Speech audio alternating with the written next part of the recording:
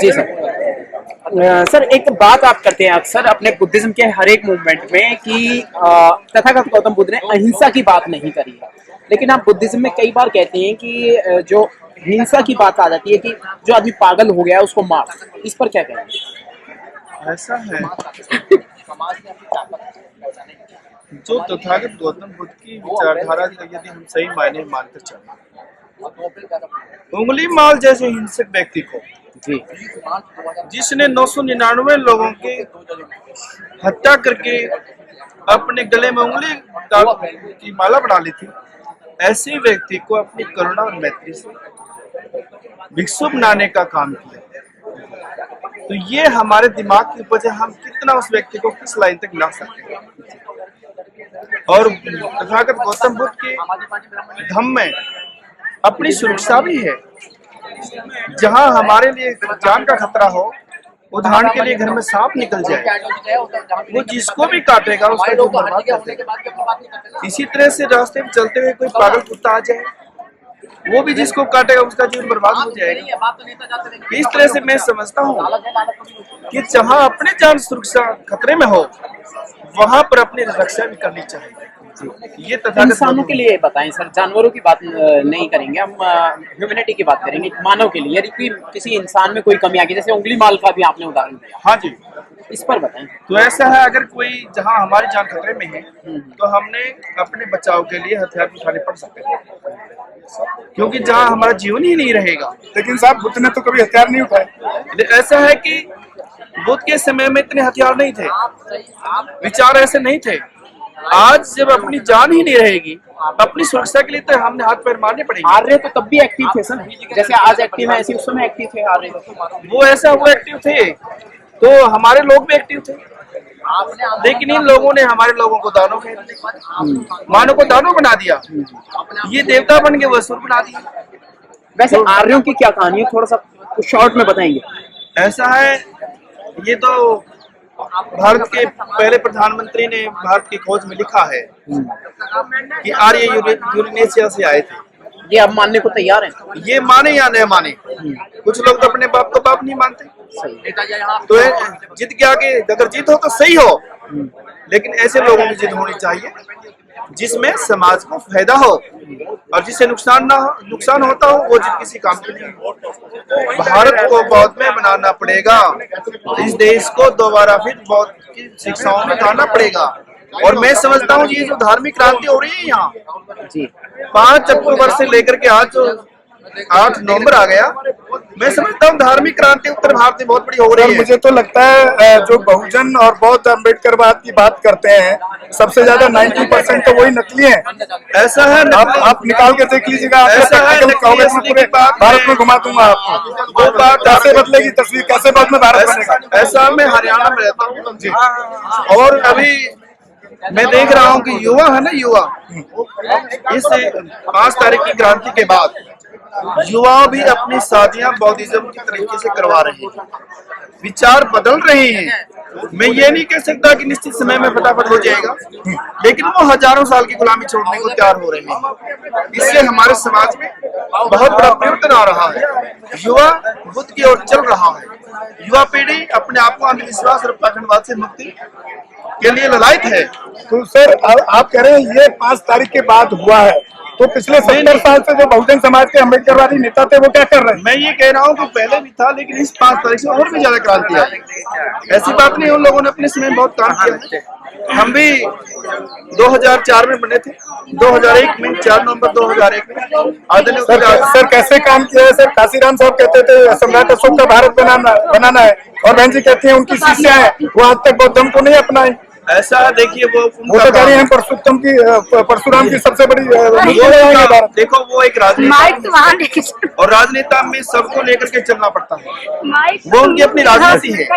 लेकिन हम जो समाज की बात करते हैं, समाज के ऊपर बोलते हैं, समाज में रहते हैं, समाज में ये सम्राट अशोक का भारत समाज में आ रहा है, क्योंकि सामाजिक क्रांति हो रही युवाओं के अंदर। देखिए नेता अपनी वो राजनीति नहीं करेंगे तो उसको सब में लेके चलेंगे। तो बुद्ध बन के भी तो राजनीति की जा सकती है सर। ऐसा है देखिए, मतलब बुद्ध बन जाएंगी तो फिर उनको सपोर्ट नहीं मिलेगा। नहीं वो ऐसा है, वो सपोर्ट आप देखते राजेंद्र पाल गौतम जी का क्या है, आप देख लीजिए कितना सपोर्ट है। लेकिन जो समाज के लोग इस रास्ते पे चले हैं वो आज भी डटे हुए हैं। बुद्धिज्म में कहते हैं जातिवाद खत्म हो जाए, खुद राजेंद्र पाल गौतम जी का ये मानना है, लेकिन कहाँ खत्म हुआ, खुद वही भुगत रहे हैं। ऐसा है, पूरे समाज की यूनिटी की बात करते हैं। जब जब जागृति आएगी वो पहले सबसे पहला विश्वास ब्राह्मणवाद से मुक्ति चाहिए, इस ब्राह्मणवाद से मुक्ति चाहिए, उसके बाद वो कदम आ जाएगा धीरे धीरे, क्योंकि ब्राह्मणवाद ने जातियों को बना दी है। ब्रह्मवादियों के ये 22 प्रतिज्ञाओं के प्रति जो उन्होंने विपक्ष का कार्य किया है, ये भारी पड़ा है या? मैं ये समझता हूँ कि जो हमारा बहुजन समाज है उसमें ये 22 प्रतिज्ञाओं के प्रति जो उन्होंने आलोचना की है ये हमारे लिए बहुत फायदेमंद रहा। क्या बात, युवा जाग रहा है, युवा 22 प्रतिज्ञाओं को मानने के तैयार हैं, और इस तरह से मैं कहता हूँ उन्होंने इस जागृति का काम किया। सर एक सच्चाई बताऊं मैं आपको, युवा आप जो बोल रहे हैं पूरे बहुजन समाज को, सिर्फ एक जाटव समाज का आदमी ही बाहर निकल के आया है युवा, बाकी कोई दूसरा आपके साथ नहीं है गौतम के नाम पर। नहीं ऐसा देखिए, वो आप यहाँ पर कम से कम नहीं तो 8-10 MLA वाल्मीकि समाज से आते हैं लाला की दुकान में, कोई एक समर्थन में नहीं आया अभी तक। मैं ये समझता हूँ जिन्होंने कुर्सी से लगाव हो वो कभी इस मैदान में नहीं आए, क्योंकि कुर्सी से लगाव करते करते हमारे बहुत नेता मर गए, आज उनको पड़ोसी भी नहीं जानते। लेकिन जब समाज का कोई नेतृत्व करता है, साहब कांशी राम का नाम हम क्यों लेते हैं, क्योंकि उन्होंने समाज में काम किया है, साइकिल को चला करके राज दिलाया है, इसलिए हम उनसे जुड़े हुए, जमीन से जुड़े हुए हैं। तो जो जमीन पे काम करेगा समाज उसी को सलाम करेगा।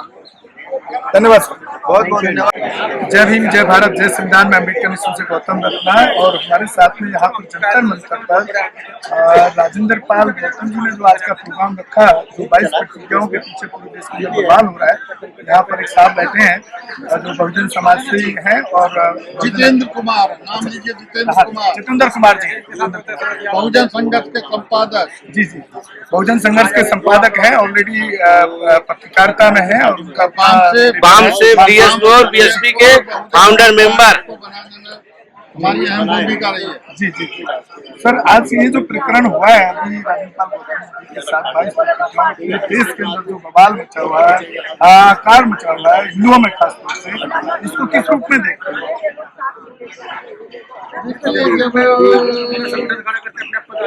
धर्म दूसरे धर्म को चोट कर रहा है कोई भी, तो स्वाभाविक है कि हाहाकार तो मचता ही है। उनके धर्म में कटौती हो रही है, तो वो नहीं चाहेंगे कि हमारे धर्म के खिलाफ कोई आवाज। बात राजेंद्र पाल गौतम जी की नहीं है, बात है 22 प्रतिज्ञाओं, और ये 22 प्रतिज्ञा है तो 1956 में बाबा साहब ने खुद बनाई थी, खुद उन्होंने पढ़ी थी, तो उन्होंने इतने बड़े जन समूह को, जो उनके फॉलोअर्स थे, जो उनको मानने वाले थे, जो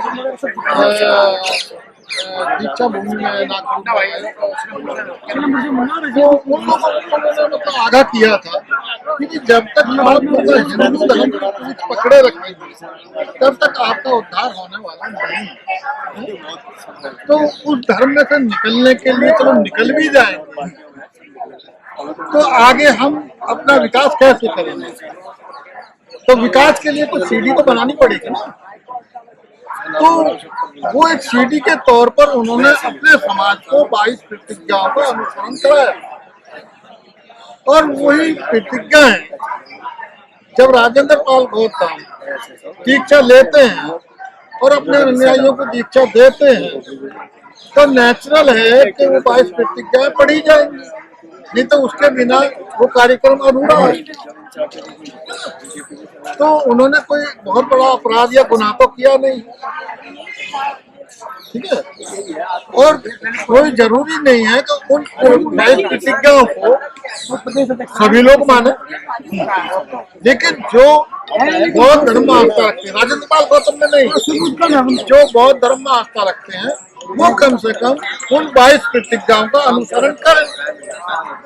यही इतनी सी बात है। सर मैं भी लगभग मुझे 45 साल हो गया बहुजन मूवमेंट में काम करते हुए, और मेरा चैनल खास तौर से जो पूरे देश के अंदर एट्रोसिटी जो हुआ है उस पर जस्टिस दिलाने का था, जिसमें कहीं अगर SC/ST एक्ट बनता है नहीं लगा रहा है वहाँ का SSP या DM, वहाँ का जो प्रशासन है या CO है या SHO है, FIR नहीं करता हमारे साथ।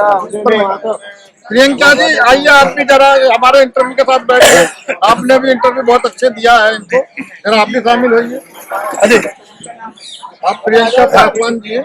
प्रियंका जी इधर आ जाइए। सिकंदर जी, मैंने जो प्रैक्टिकल लाइफ में देखा, जो बहुत अम्बेडकरवाद चिल्लाते हैं या 22 प्रतिज्ञा चिल्लाते हैं, जब हम मैं खुद पीछे ही 15 दिन पहले गांव में 1200 अम्बेडकर की स्टैचू के इनॉग्रेशन में गया था, जिसमें आरिफ खान उद्घाटन करने केरल से आए, और वहाँ जो प्रधान है वो मैं वैसे जाति की बात नहीं करता, मैं यही कह सकता हूँ बहुजन समाज।